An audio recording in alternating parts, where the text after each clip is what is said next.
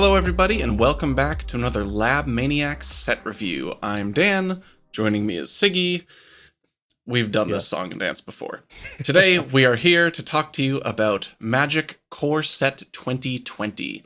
We are going to be reviewing this set, Sigi and I, through the lens of a competitive EDH player, which means that we will be looking at cards slightly differently than a lot of the more casual-oriented EDH channels or EDH content sources you follow. You also probably know that at this point, but it's always good to give a disclaimer for the new viewers. What that means is we're going to be looking at these cards more as if they were being used for Legacy or for Vintage than we would as if they're being used for kitchen table casual kind of decks. Basically, we prioritize lower CMC, higher incidental value effects, and we're looking at minimum cost, maximum impact for a multiplayer format. That sound good, Sigi? That sound about right? It does. Yeah. Cool. Well then, let's get started. First up, we have Brought Back. This is an instant at white mana cost. Choose up to 2 permanent cards in your graveyard that were put there from the battlefield this turn. Return them to the battlefield tapped. Sigi, tell me about Brought Back. It's not a card that I have any existing home for right now, but just in terms of power level, I definitely think it's there. We've had these kind of reanimation loops in the past with cards like Revelark, for instance, and I could see Brought Back doing a similar thing while also being a usable spell, just during the game. Yeah, it's an interesting card. If you have something like a Viscera Seer and Eternal Witness, then all of a sudden you can start looping Brought Back and recurring creatures. You might need mana production. You can stick Brought Back on an Isochron Scepter, and you can do some nonsense there. So in that sense, it's like a second Sunrise that you can infinitely cast if you want to. It has a lot of combo potential, as any card like this does. But currently, there's not really a home for it yet. I'm sure people are hard at work trying to find one, though. Oh, definitely. And the thing you mentioned with Eternal Witness and, let's say, LED and Brought Back, yeah, sure, can give you, and the sack outlet obviously, can give you infinite mana, infinite death triggers, which, yeah, that's a decent start, and all of these cards are individually playable. Yeah, basically. So we'll see. It might spawn another Carador-like loop instead of using Leon and Relic Orders. You're using sack outlets and you're using other stuff. So it'll be interesting to see what happens with this card. Yeah, I'm excited to see if any brews happen around this. Yeah, me too. Next up, we have Tail's End. Tail's End is a blue instant, costs 1 and a blue. Counter target activated ability, triggered ability, or legendary spell. Yeah. Nice stomach, Sigi. Thank you. I do keep it well fed. Evidently. Okay, so Tail's End. The obvious comparison is cards like Stifle and Trickbind, which have seen play on occasion in competitive EDH. Tail's End is those, but with a, I'd say, quite significant upside. Being able to counter, first and foremost, obviously, commanders is quite huge. There are a good number of commander-reliant decks in our format, such as Gitrog, Yisan, Selvala, etc. Urza, Teferi, one of the newer additions. Thrasios, the first Sliver. You're going to be hard-pressed to find a deck that doesn't actually need its commander at some point. Yeah. It's pretty much just Grixis Storm at this point, I think, actually. And even they like having access to it. Yeah, exactly. So, pretty good upside for a Trickbind. Yeah. Now, on the other side, this card as a slot in an actual deck also needs to compete with existing counterspells and existing interaction spells. And that's, I think, where things get a bit more difficult. When compared to Stifle and Trickbind, obviously it looks amazing. When compared to the existing cards we have, such as Abrupt Decay, Assassin's Trophy, Negate, Delay, Mana Drain, etc., I don't really know where this lands. It has a lot more restrictions on it, that's for sure. Counterspell's clean. So. Counter target spell. You're done. You're good. It does it. Tail's End restricts you on what the kind of spell is to one that's like, yeah, you see them every game, but you only see like 4 or 5 every game. And the rest of it is stuff that generally another counterspell can handle. Like you can stifle an Isochron Scepter activation, or you can just counter the Dramatic Reversal. You can't even stifle a Food Chain activation because it's a mana ability, can you? Yeah, so like it has a lot of upside over a card like Stifle, but that's not necessarily enough to put it in the regular rotation of counterspells. This is going to be something that like you reach into the pot for when you really need that Trick Bind effect, but you don't want to go quite so in on the ability countering. Yeah, I do like that it makes running this Stifle effect more palatable, let's put it that way. Yeah, I think we will see this more than we will see Stifle or Trick Bind. I agree. That being said, I don't think we'll see it that much still. But I continue to remain pleased with Wizards' decision to be a little more aggressive about printing decently good counterspells, because this is certainly that. Oh yeah. Good design direction. I mean, honestly, it's a really good thing for the format when we get cards that, let's say, can fill out these meta-specific or more fringe slots in our deck.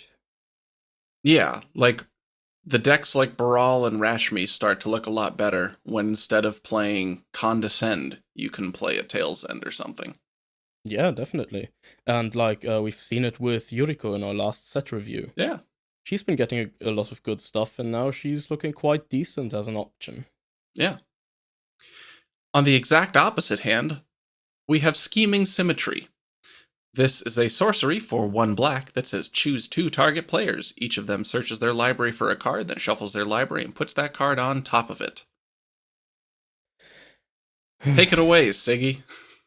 So, an argument that's commonly brought up about a card that's had a lot of heated discussion in our community is that the downside doesn't matter if you win on the same turn. The card I'm talking about is obviously Arcane Denial. The same argument can be made for this card, however, things are not that simple. Almost all of the time, you can't 100% guarantee that you're going to win on the turn you use this, and if you don't do it, you just gave your opponent a Vampiric Tutor for free. They didn't have to spend a card, they didn't have to do any form of setup. One of them just gets a free Vampiric Tutor. I didn't even have to pay life for it. Yeah. They just get a tutor to the top of the deck. That's really, really bad. Now, one could also say that if you are a literal god at Magic, and you always know exactly what your opponents are trying to go for, what they have in their hand, etc., then this card becomes quite good, because you can always pick like the exact right spot where someone would try to tutor for something you don't care about, but that's not how it works in reality.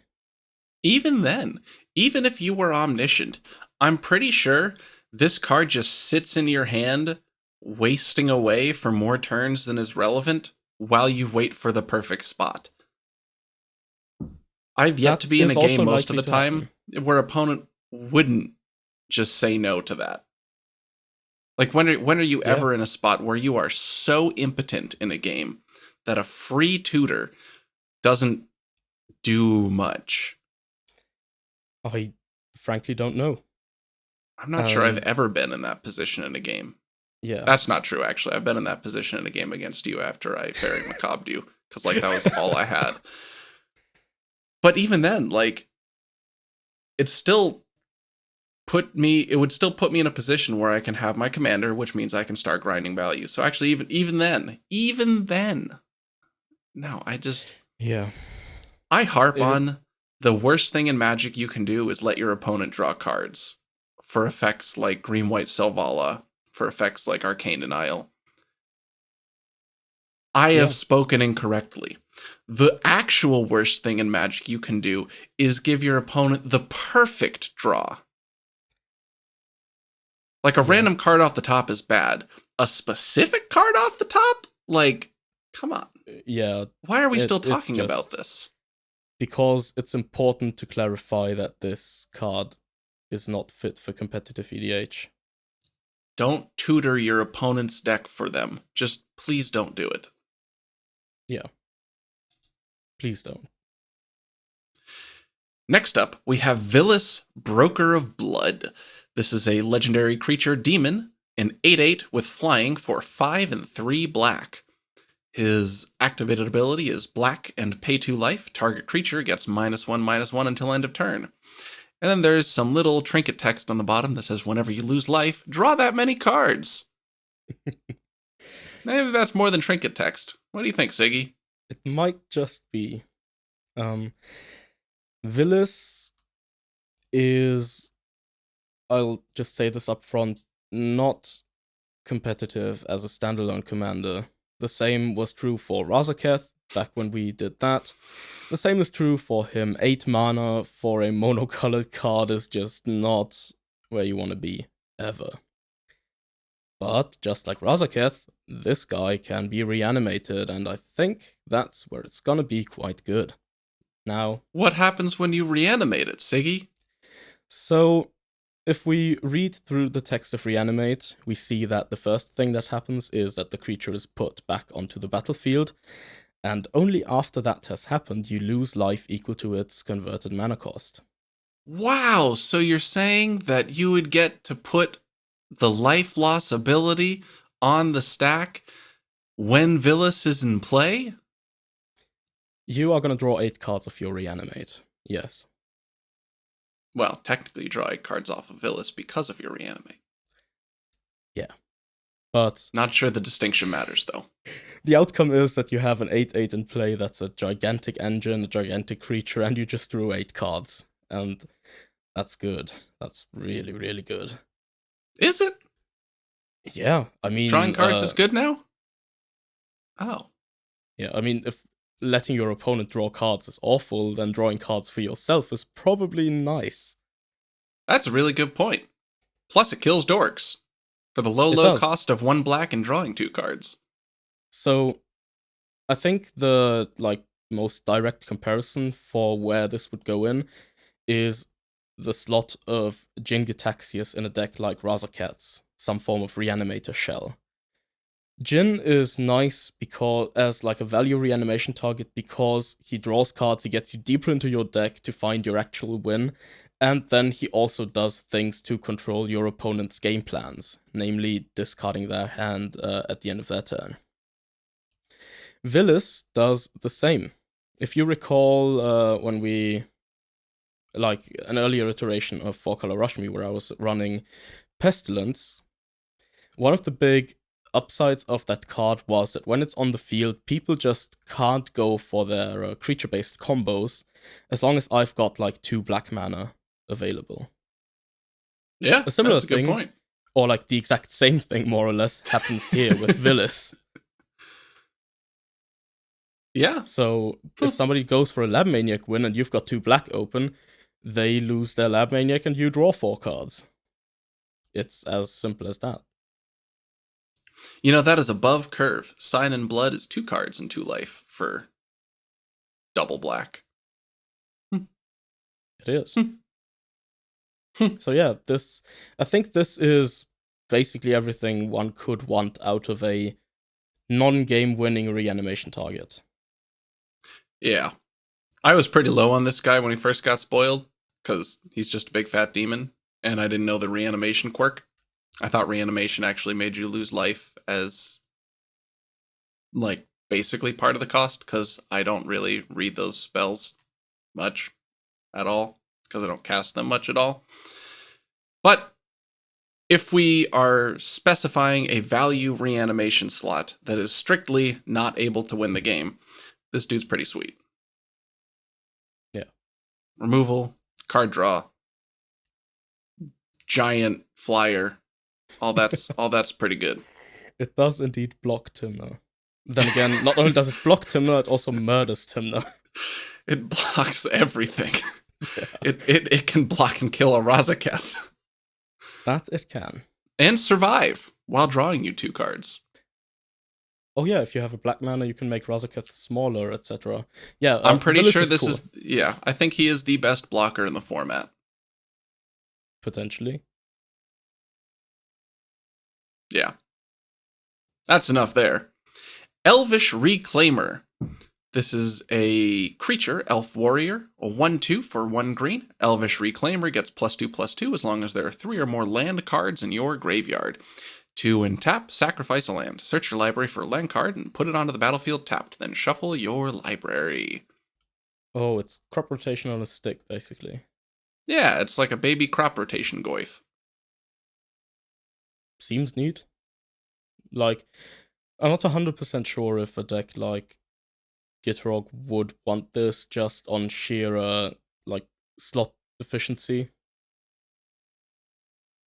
Being able to use a creature tutor to get a crop rotation is not bad.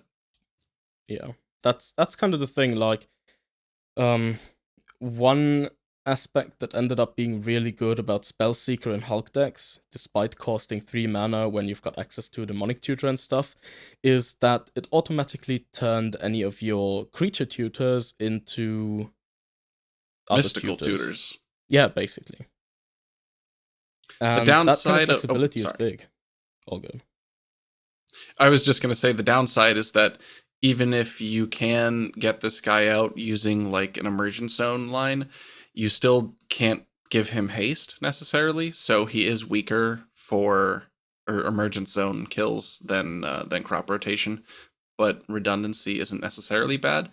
So there's a chance he gets played. There's a chance he doesn't. Mm-hmm. I'm probably going to put one in my Mirren deck, but that's a casual deck. I'd definitely recommend keeping an eye on Gitrog developments if you're interested in playing with this card in cEDH. Yeah. Speaking of Gitrog, they probably might potentially play this next spell. Vale of Summer. This is an instant for 1 green. Draw a card. If an opponent has cast a blue or black spell this turn, spells you control can't be countered this turn. You and permanents you control gain hexproof from blue and from black until end of turn. Would you like to talk about why this is not Autumn's Veil, but how it's still pretty good? Yes. Now, the difference is that Autumn's Veil is worded in a way that it also affects permanents that enter the battlefield after it's been resolved. This is not the case for Vale of Summer. However, Vale of Summer is still quite amazing. Every time I think of it, I think of like a Hulk player doing the old, oh, I've got nothing to do with my hand, I'm gonna cycle this EOT, and flash. Then, yeah, boom, flash Hulk, GG. Yeah.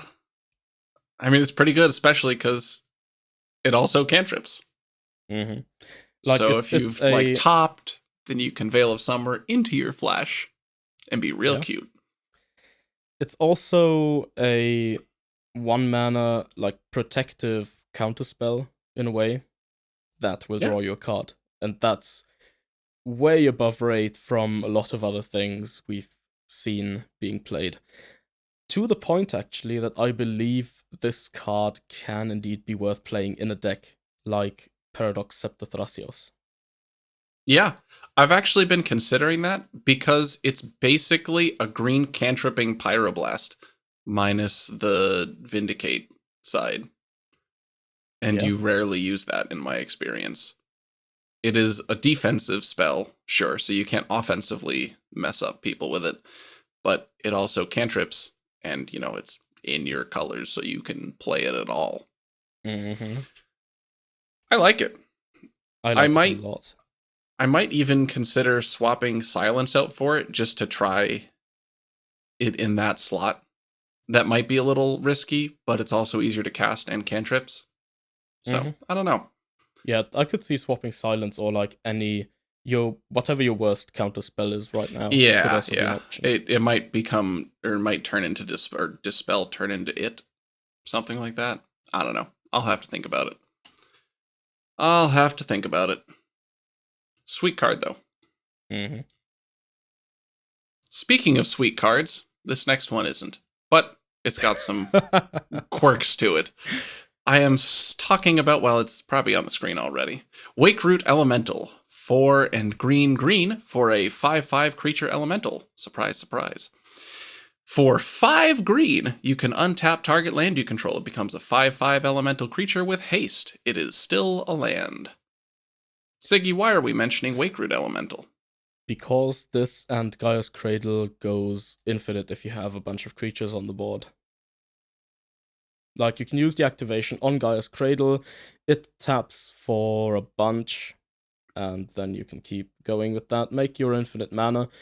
Of course, there is a consideration regarding infinite mana lines in, for instance, mono green, which I think this would be closest to being played. Yep, I would agree on that. Like, the common infinite mana mono green stuff we see involves Temur Sabertooth, loops with, like, Wirewood Symbiote and Quirin Ranger and whatnot. And I think the difference here is that those existing loops are entirely made up of cards that already contribute to the mono green game plan in one way or another, which I'm not sure is the case with Groot Elemental. They're also easier to cast. Yeah. Now, Dan, what Sigi. do you think would need to happen for a deck to want this card over the other green infinite mana combo stuff?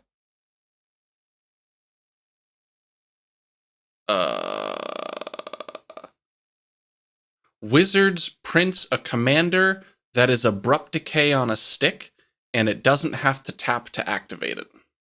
There you go. Then this guy's far superior because they can't kill the Cradle that you've been untapping. They can't kill it. You're set. Yeah. Is that what you were looking for? I'll take it.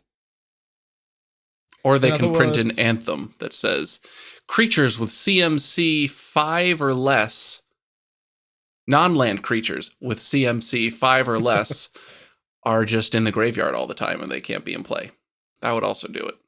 But that would, I don't know. It doesn't make any sense. I'll just stop talking. So, one thing I do think that makes this more worth looking at even right now is that we've got a fairly high amount of land tutors with crop rotation, expedition map, Sylvan Scrying, and other cards. Like Elvish Reclaimer?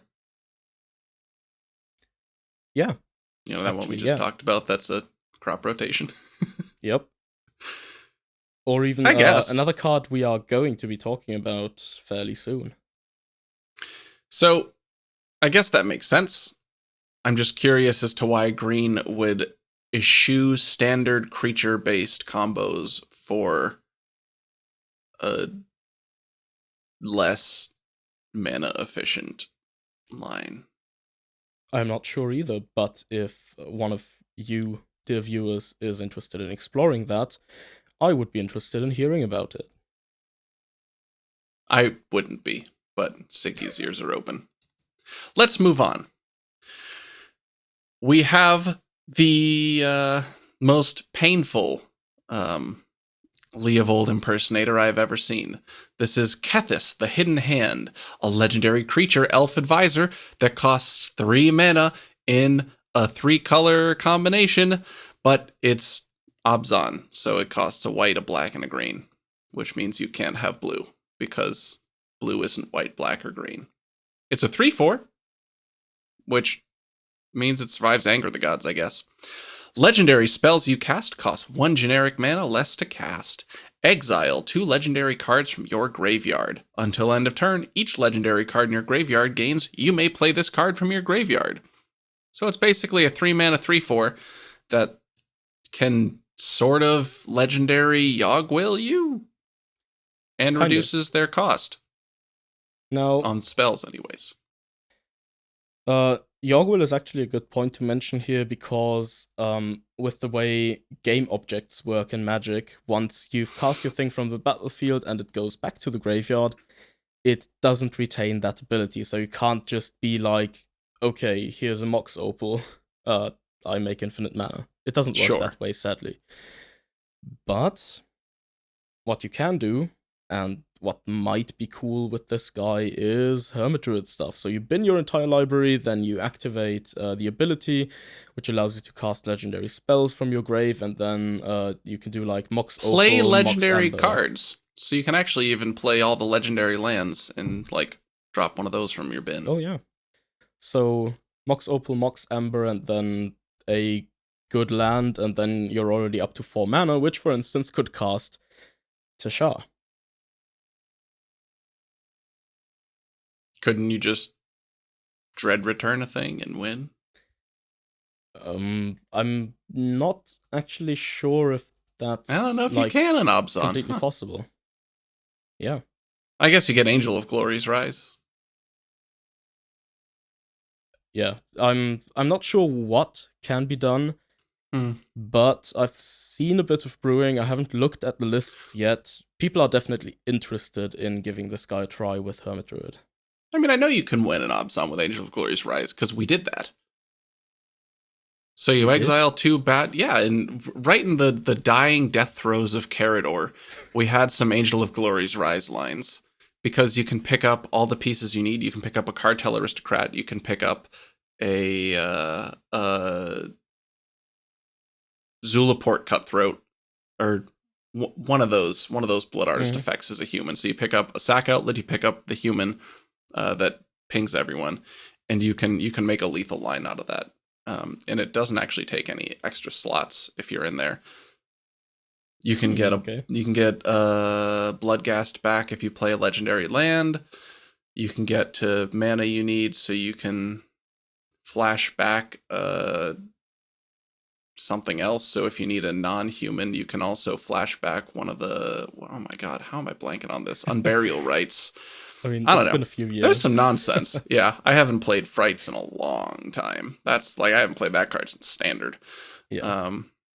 But yeah, I don't know. There's some... Now that I'm thinking about it more, I actually kind of want to see how this goes, because this might be the best way to build Abzan Hermit. Actually, it is the best way to build Abzan Hermit Druid now that I think it already is. The question is giving up Tymna worth it for that? Because you can also just do all of that probably without Kethis. I don't know. I really don't. But because Tymna Sidar got you the lethal line. But yeah, stop it, Dan. No, this card's not Kethis... blue. You have to hate it on principle. Kethis is very much in it. Another interesting design, a really cool, recent, interesting design that gets people thinking about ways to do stuff. And even if it should not end up being viable on like an overall scale, it still makes people explore a bunch of things, and it makes people go over stuff like the Carador stuff that you mentioned that was discarded in favor of other things at some point, to go back, reevaluate, maybe see if any new cards have been printed that can bolster that strategy. And that in itself, I think, is a good thing. Yeah. He's also the first elf of color I've seen that's not like some kind of a blue, which is pretty cool for inclusivity and diversity. Because I don't actually think I've ever seen an elf that is not like super fucking pale or straight up a drow and just a like black-skinned, sunlight-hating edgelord. So it's kind of nice to see natural skin tones in the elven palette. That it is. Speaking of natural skin tones, this next one's like a fucking goose. This is Chicarwins Fury. Is that a goose? This is just like a Canada goose, but with like a fireball and robes, right? Like, I'm not seeing this wrong. That's a goose with hands, right? I'll take your word for it. Right, you're not looking at cards because you're just looking at like empty space. I always forget about that. Our setups are super jacked up at this point because we keep moving and figuring out better ways to get lighting. And it's gotten to the point where Sigi literally is looking at nothing. Like, it's just a wall in front of him. He can't see anything. He can't see me. He can't see the cards. It's pretty funny. I mean, if you guys could see behind the scenes, I guess you can see behind. I guess we show our patrons behind the scenes. Never mind. We look ridiculous when we're recording. Yes. Nothing like the professor with like his dope ass sets and his like multiple cameras and all that stuff. Yep. Like, there's a dresser in here with me. I have this green screen is backed up to a closet. There's a desk right here. I actually stuck my hand. Shoot, I didn't mean to do that because Cameron is gonna have to. Whatever. My hand just disappeared. Sorry, Cameron. That's actually kind of cool. I can make my arms vanish. You ready? Nothing. Some kind of magic. Yeah, well, someone's got to do it. Anyways. Shit, I just hit my microphone. We are consummate professionals. Do not for once believe that we are not. We are very good at our job. I promise. Okay, let's move on to Kaikar, because that card is actually really interesting to talk about. Chicarwins Fury. This is a legendary creature, Canada Goose Wizard, 3/3 for 1 and a white, blue, red, white. That's not how America's colors go. Yeah. America. This is flying, as one would expect from a goose. Whenever you cast a non-creature spell, create a 1/1 white spirit creature token with flying. Sacrifice a spirit, add red. So it's a young peasy that turns into a ritual. Mm-hmm. Tell me about Kaikar, Sigi. Let me tell you about divergent transformations. When are we going to record that fucking video, Sigi? Like, this is getting out of hand. I still need to write it. I'm sorry. I've been... All of you at home, harass Sigi to write the Divergent Transformations Strategy Spotlight so we can talk about the, million different things he's been doing with this card that not enough people know about. Leave a comment, message him on Discord, harass him on Reddit, Twitter, whatever. Yeah. Tell him to write it so that we can record it, because it's going to be cool. I'm looking forward to it. I just haven't gotten around to it for some reason. But yeah, Divergent Transformations, Kaikar. Now, obviously, like you said, this is a young pyromancer. When you cast non-creature spells, it makes spirits. Spirits can be sacked to Divergent Transformations. Now, here's the cool part. You Divergent Transformations your spirits into Magus of the Future and Trinket Mage. Trinket Mage gets you Sensei's Divining Top. Casting Divergent Transformations gives you another spirit with Kaikar, which you can sack to pay for your Sensei's Divining Top, so that's free. When you cast your Divining Top, you get another spirit. You also have a future sight effect, so you can cast the top off the top of your deck, thereby drawing your whole deck. So the implication is that you have Kaikar and a spirit already. The setup is Kaikar and 2 spirits. Yeah. Okay. So it's not as straightforward as cast Kaikar, cast Divergent Transformations, win. You do need to do a bit of setup first. But that always comes with Divergent Transformations, which is something we are going to talk about in that video. You just cast Bray and go for it. That one just works. Good point. And you have a creature left over, which presumably would be Brea, I guess. I forget. Either way. But yeah. Yeah, that's pretty cool. Jeskai now has a viable option? It's a 1-card win condition in a deck that can tutor for instants and sorceries decently well. So that's nice. You'll note he didn't say yes there. I just kind of tried to keep going with my train of thought. I do think Kaikar is indeed viable. Because other Yeah, things it I've does been enjoying is seeing the list refine. it like gums up the board, which means Timna draws get really awkward. It survives a pyroclasm, if I recall correctly. Obviously not the spirits, but Kaikar, him itself. I don't know.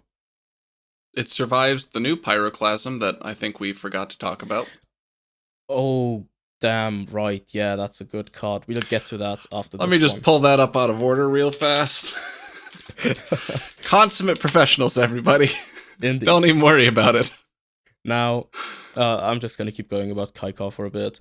Oh, you do you, boo. What else does he do? He makes a lot of mana when you cast non-creature spells, and we are no strangers to the Turbo Xerox kind of deck building style. A lot of cantrips, a lot of non-creature spells, and he gives us a shell for that. Do we canonically know Kaikar's gender? Actual question. I personally don't know, actually. So, alright, well. I don't. Oh well. Other stuff you can do with Kaikar. Skull Clamp is a really good card. I like that one. That card makes me happy. God, is it good. So does this mean we can play a Stoneforge Skull Clamp Jit package in Kaikar Divergent Transformations? We can't play Stoneforge, unfortunately, because of Divergent, but if you want to play Stoneforge, you could also just play, like, non-Divergent Kaikar. That's true. Otherwise, you can still play Skull Clamp, and you could probably play Umezawa's Jitte if you want. I guess you have Enlightened Tutor regardless, so you can still play the Skull Clamp. Yeah. There are I don't know, I might play a Jit anyways. If you what am I want talking to, about? I shouldn't build Kaikar. I shouldn't build Kaikar. I shouldn't Once build again, anything that's if you not blue want black to, X. You can. Wait, is that how this works? Yeah. I can do what I want? You can indeed do what you want to a reasonable degree. Since when? Since, I thought we drafted roles and I got shoehorned into blue black X dick bag. Since when do I get to be what I want? Oh my god. At my least life from is now about on, to change. What? That's so cool. Well, in that spirit, So- let's talk about a red card. Let's do it. Yeah.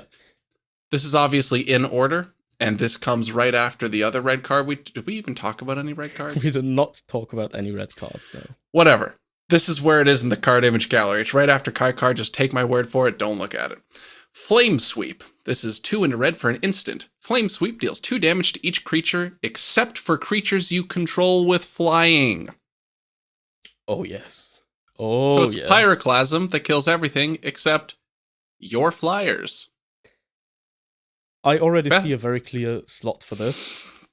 4-color Rush Me in place of Kozilek's Return because it doesn't kill your birds. That is so specific. Is that the only creature you have with flying in the deck? I don't remember off the top of my head. That's pretty cute. But, like, not killing Birds of Paradise is really nice. I like to not kill Birds of Paradise when I have it. This seems like it'd be pretty decent in Kaikar. Yeah, 100% Kaikar definitely plays this. Especially because you could play Blood Moon in Kaikar. I don't know if you should, but that probably isn't very well. I mean, whatever. It's worth trying. Flame Sweep. Good card. You'll see it. Yeah. Probably the best 3-mana Pyroclasm we have at this point. So the other ones are the pirate one from, like, Ixalan, which is kind of Yeah, missing pirates doesn't matter much. We've got Kozilek's Return, the return clause on which is also irrelevant. And now we've got this one with an actual real tangible upside. So yeah, I think this is the best 3-mana instant speed Pyroclasm. Yeah, I guess Anger is pretty good if you can justify its inclusion. But yeah, either way, this card's good. Yeah. Speaking of good cards, we have my favorite art in the set. Thank you, Darken. You are a genius.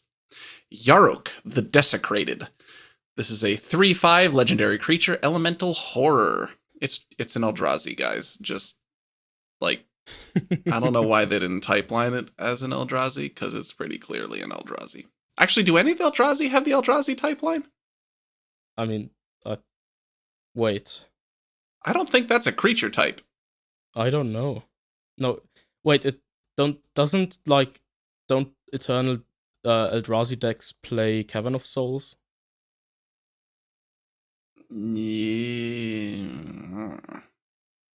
Yes. I don't know Okay. why I'm thinking on that. I played Eldrazi Legacy for forever. Yeah, yes. Okay, so they Yikes, do it's have a been a creature long type. day. Yeah. 2, black, green, blue. That is 5 mana for those of you playing along at home. It has Death Touch, Lifelink, and if a permanent entering the battlefield causes a triggered ability of a permanent you control to trigger, that ability triggers an additional time. So it is Panharmonicon on a 3/5 bug legendary. Oh yeah. So it's got green, it's got blue, and it's got black. Black gives us the tutors. Green, no wait, blue gives us The Intruder good Alarm cards. Oh. and a bunch of other good Oh. cards. And green gives us Mana Dogs and it gives us Aloran. Oh my god. I'm so excited about this deck. You don't even know. So is Allurin actually good now? Because, man, a lot of people message me about Allurin. Mm-hmm. So I guess it's got a home now? It might. I mean, obviously, it's still like in the super early stage, and Leptis and I and a bunch of other people on the Yarok Discord server are trying to figure things out. But I'm at least extremely excited about this card's existence. This is the best Allurin commander ever printed. That's, yeah. Gating is a lot better with double triggers. Mm-hmm. And yeah, like the neat part about it is that while we do lose the like Allurin lines with recruiters and stuff, we do get like a commander that, I mean, there's a bunch of Allurin decks with like black. There's Thrasios Timna Allurin from what I've seen, and I mean that one's still like decent, no doubt. But this one is, I think, a lot more synergistic. And the cool part about it is that it, like, rather than being an Allurin deck or being an Intruder Alarm deck, it's a deck with like a whole bunch of stuff that, rather than using the combos that are specific to those cards, uses them as mana engines and combo engines for whatever it's trying to do. And then the cards it plays that further facilitate these combo strategies are cards that aren't bad, like you play cantrip creatures. Those aren't the worst. They cost 2 mana, but they put a body on the board that blocks Timna, stops other people's draws, and they draw a card themselves. And then those pieces that stick around on the board also become your combo pieces later on once you find your other stuff. So you're gonna play Fibblethip in this deck? I am. Oh my god, I'm in. It's extra sweet. If you cast Finale of Devastation to find a Fibblethip, you draw 2 cards. You mean 4? With Yarok out, it's 4, yeah. Isn't that sweet? Man. Alright, I like this guy. But I can't like everything. So next up, we have Golos, Tireless Pilgrim. This is 5 generic mana for a legendary artifact creature, Scout. A 3/5 with, when Golos, Tireless Pilgrim, enters the battlefield, you may search your library for a land card, put that card onto the battlefield tapped, then shuffle your library. 2 and a Wooburg. Exile the top 3 cards of your library. You may play them this turn without paying their mana costs. Take it away, Sigi. It's another 5-color infinite mana commander. Much like what we've said about Sisay in our Modern Horizons review, this guy goes infinite if you have a combo that makes infinite mana of any color.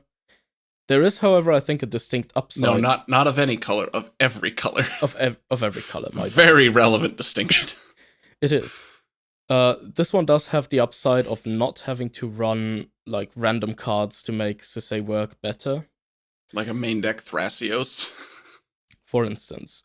At the same time, it has the downside of being hit by both Cursed Totem and Nullrod. Much like another card that we've talked about in the past, that being Breya. So I think Yeah, the angle of comparison here is likely, does adding green to Breya do anything? 100% of the time. Generating 5 colors with green is far easier than generating 4 colors without green. I am inclined to agree. That being said, Breya as a value card is pretty solidly better than Golos. That is Because a also true, yeah. 5 mana rampant Sylvan Scrying compared to a removal engine. Yeah. Eh. Now, I think the big selling point really is that making mana of every color is indeed easier in Yeah. 5-color, because you get like Birds of Paradise, Yeah. Deathrite Shaman for a few activations, that kind of stuff. Yeah. And it's pretty cute that he can grab a cradle if you cast him. Like, Yeah. that's not bad. It's at least neat. Yeah. It's better than stuff like Ramos. It's better than stuff like a Tog. So. Yeah.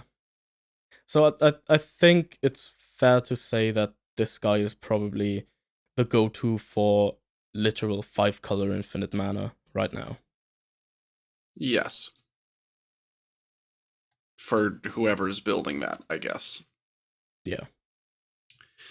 Lastly, we have Salvager of Ruin. This is a 3 generic mana artifact creature construct. It is a 2/1 with Sacrifice Salvager of Ruin. Choose target permanent card in your graveyard that was put there from the battlefield this turn. Return it to your hand. It does what it says on the face. There's not a whole lot special about this card. It's just another piece in that critical density salvagers welding jar or welding station goblin welder, like that pile of artifact recursion synergy stuff. Yeah. It works really well with Teshar, and that's, I think, where we're going to see it. Mm-hmm. I don't think we're going to see it anywhere else, but only time will tell. Yeah. I've been very low on Teshar, but they keep force-feeding cards down my throat that make him better and better. So at some point, I will likely end up recognizing his viability. Good for you, Wizards, I guess. I mean, at the end of the day, we might also have Teshar stuff for that new Kethis deck. Who knows? Yeah, that's true. We'll see him somewhere soon. Wink. Yeah. I think we can say that much. Yeah. With that, we have concluded our set review of Core 2020. Sigi, do you have any final comments on the set as a whole? For a core set, this set is amazing and very creatively designed. Yeah. I'm a fan. Me too. Best core set since Origins. Wow. There's only one other one and it kind of sucked, so high bar. Yeah, I think it's cool. I love that they printed more for Commander legendaries, even if they aren't necessarily all going to be cEDH relevant. I think they're pretty sweet. Like, I might turn Mirren into Kethis casually. I still try to limit myself to 2 colors casually for, like, don't break things, Dan kind of reasons, but he's pretty cool. So yeah. Good set, Wizards.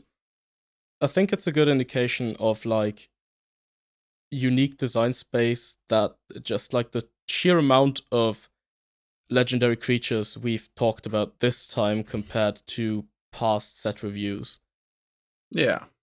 Exactly. Especially for a standard legal set. Like, out of the, I think, 6 total 3-color legends we've seen this set, we've talked about at least half of them. Mm-hmm. That's a good rate. Yeah. Better than in any previous set, really. So yeah. Good. Thank you, Wizards, for making a good core set. Thank you, Sigi, for joining me in making a good core set review. And thank you all for watching. I have been Dan. Sigi has been Sigi. And we will see you next time for whatever the hell's queued up next. Yeah. Goodbye, and once again, don't forget, consummate professionals.